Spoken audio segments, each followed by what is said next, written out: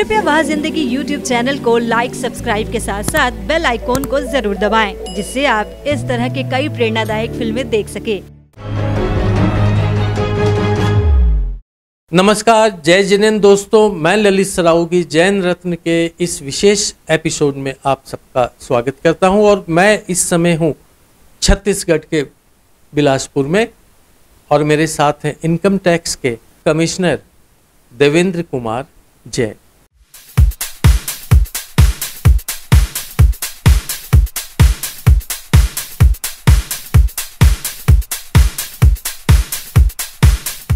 देवेंद्र जी, जैन रत्न में आपका बहुत बहुत स्वागत है।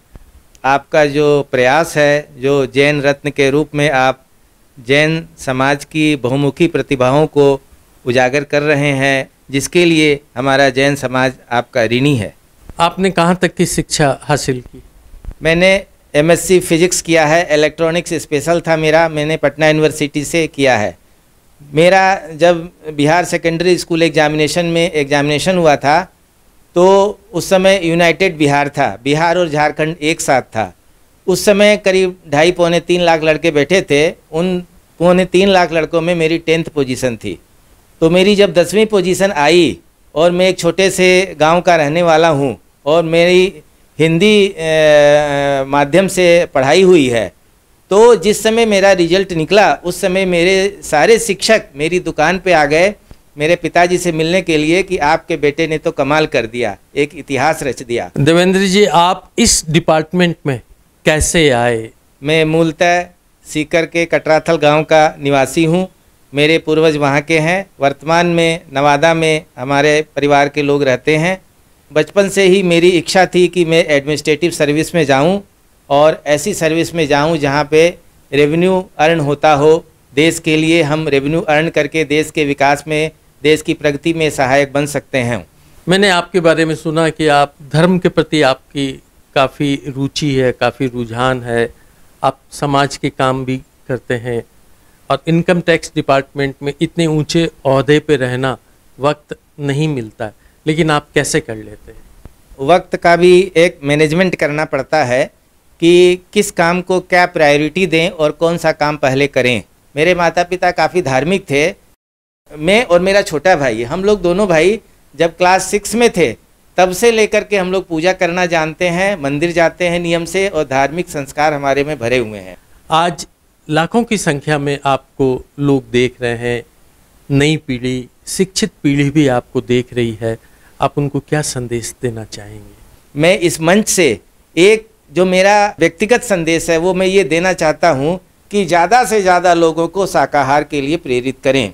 इसके पीछे मैं आपको एक साइंटिफिक कारण बताता हूँ। हमारा जो धर्म है उसमें ये कहा गया है कि मनुष्य को जो जन्म मिलता है वो 84 लाख योनियों में भ्रमण करने के बाद मनुष्य को जन्म मिलता है। तो जब आप भ्रमण करते रहते हैं तो कभी कुछ बनते हैं, कभी कुछ बनते हैं, विभिन्न योनियों में आप जाते हैं और जन्म लेते हैं। अगर आप इस भव में किसी भी व्यक्ति की जिंदगी की रक्षा करते हैं, किसी भी जीव की, चाहे वो एकेंद्रीय हो, द्विइंद्रिय हो, त्रिइंद्रिय हो, कोई भी इंद्रिय हो, अगर आप उसकी रक्षा करते हैं, उसके प्राणों को बचाते हैं, उनको किसी भी प्रकार से सहायता करते हैं, तो किसी न किसी योनि में कहीं न कहीं आपकी उनकी मुलाकात होगी और आपको वो निश्चित रूप से सहायता करेंगे। देवेंद्र जी, आपके बारे में जैसा मैंने सुना था वैसा मैंने पाया। आप जितने ऊंचे ओहदे पे हैं और खासकर टैक्स, प्रशासन, सारा आपके हाथों में है। अगर यूं कहूँ तो सत्ता आपके हाथों में है, लेकिन आप इस मुकाम पे भी पहुंचने के बाद आपका सरल, सहज स्वभाव और सबसे बड़ी बात धर्म के प्रति आपका समर्पण, ये मुझे बहुत प्रभावित किया। मुझे लगता है कि हमारी नई पीढ़ी इससे शिक्षा लेगी कि हम कितनी भी ऊंचाइयों पर पहुंच जाएं, पर धर्म का साथ कभी नहीं छोड़ें। आप जैन रत्न का हिस्सा बने, इस कार्यक्रम में शामिल हुए, आपका बहुत बहुत धन्यवाद। सरावगी जी, आपको बहुत बहुत धन्यवाद। आपने मेरे को इस लायक समझा।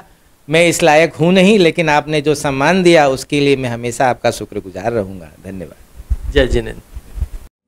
कृपया वह जिंदगी YouTube चैनल को लाइक, सब्सक्राइब के साथ साथ बेल आइकॉन को जरूर दबाएं, जिससे आप इस तरह के कई प्रेरणादायक फिल्में देख सके।